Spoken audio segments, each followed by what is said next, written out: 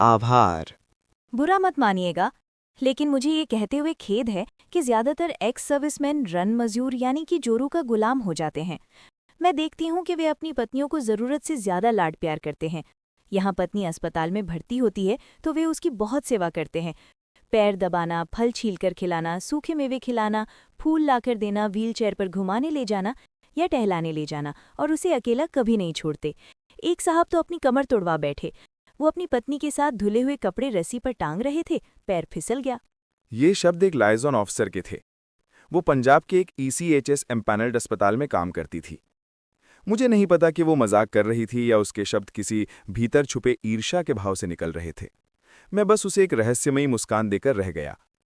अगले हफ्ते मेरे एक घनिष्ठ मित्र ने चुपके से मेरी सब्जियों का थैला उठाते हुए फोटो खींच ली और उसे इस कैप्शन के साथ भेज दिया, रिटायर्ड होने के बाद खूंखार ब्रिगेडियर अब पूरी तरह पालतू हो चुके हैं।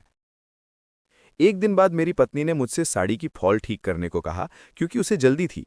ये करते समय मेरा पौरुष अहंकार अचानक जाग उठा। मैं सोचने लगा, मेरी जिंदगी में सब कुछ ठीक ठाक है, मैं एक सम्मानजनक मुकाम तक पहुंच चुका हूं, तो फिर मैं अपनी पत्नी को नौकरी से क्यों ना रोक दूं और मैं ये सारे घर के काम क्यों करता रहूं जो परंपरागत रूप से पत्नी के माने जाते हैं। सुबह 8 बजे तक मेरा अहंकार उबल रहा था और मन की हालत बहुत खराब हो चुकी थी। सौभाग्य से सुबह पूजा करते वक्त श्री गुरु ग्रंथ साहिब में जो श्लोक सामने आया वो था, हऊं मैं दीरघ रोग है, दारू भी इस माही। अर्थात अहंकार एक पुराना रोग है, लेकिन उसका इलाज भी उसी के भीतर छुपा है।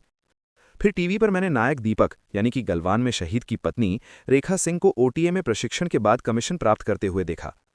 मुझे पुलवामा के बाद नितिका कौल का वो दृश्य भी याद आ गया जब उन्होंने अपने पति के पार्थिव शरीर को सलामी दी थी और पूरे गर्व से जय हिंद कहा था। शायद वही जय हिंद पाकिस्तान में बैठे बाजवा को भी डरा गया होगा। मेरा अहंकार उस पल पूरी तरह गायब हो गया, क्योंकि मुझे याद आ गया कि जब फौजी ड्यूटी पर होता है तो उसकी पत्नी बिना हिचकिचाहट घर के मर्द वाली जिम्मेदारियां संभाल लेती है।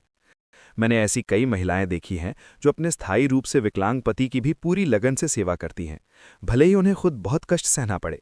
फौजी पत्नियां बच्चों के दाखिले से लेकर बीमार बच्चों के इलाज तक सब संभालती हैं। पति के माता पिता की देखभाल, घर बदलना, बैंक के काम, यात्रा और न जाने क्या क्या। जब फौजी सीमा पर होता है तो घर की हर जिम्मेदारी वही निभाती है, चाहे एक कमरे का अस्थायी क्वार्टर हो या अधिकृत विवाहित आवास, वो हर जगह घर को घर बना देती है। पति जब प्रतियोगी परीक्षाओं की तैयारी करता है या किसी कोर्स पर जाता है तब उसकी सारी चिंताओं को वही संभालती है।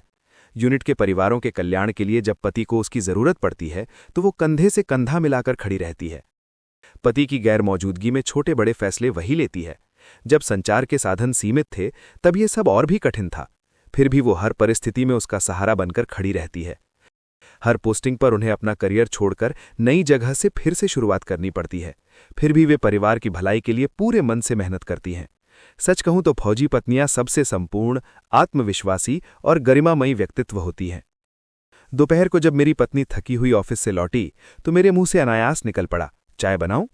जब वो चाय की चुस्की ले रही थीं तो मुझे उनके प्रति गहरी कृतज्ञता महसूस हो रही थी, उन तमाम त्यागों और सहनशीलता के लिए जो उसने मेरी पत्नी होने के नाते झेली थीं। मुझे शादी के बाद हम दोनों द्वारा गाया गया वो गीत भी याद आ गया, जब कोई बात बिगड़ जाए, जब कोई मुश्किल पड़ जाए, तुम देना साथ मेरा।